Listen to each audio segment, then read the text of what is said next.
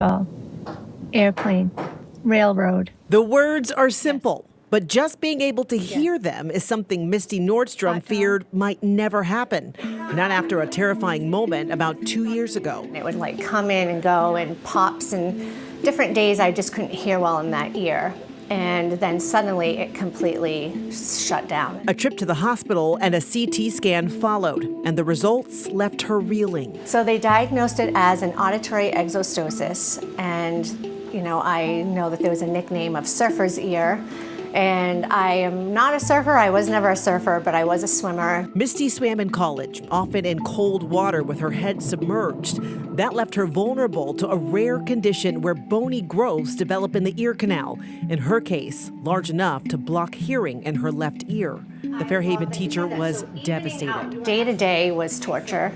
Having simple conversations, especially in a restaurant with my husband, was exhausting. Hearing students, when they would raise their hand, a lot of them are soft-spoken. I couldn't hear what they were asking, so I'd have to have them come up and approach. I was lost. I also love to sing, and that was just now a thing in the past. I kind of expected that I would never do that again. She saw doctor after doctor, losing hope until she came to Tufts Medical Center and met Dr. Catherine Noonan. She just blew me away. I've done this many times and I knew how much happier she would be afterwards, but ultimately it's her decision. That decision was to allow Dr. Noonan to go in and drill down those bony bumps, essentially rebuilding Misty's ear canal. Something that's not without risk, including facial paralysis. But in the end, Misty knew she had to take the chance. And I think I also realized life is what we make of it, and I don't want to live in fear of something anymore.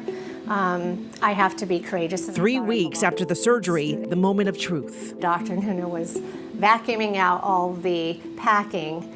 There was a moment where I just felt this immediate pop, and I could hear again. And I heard everything crystal clear.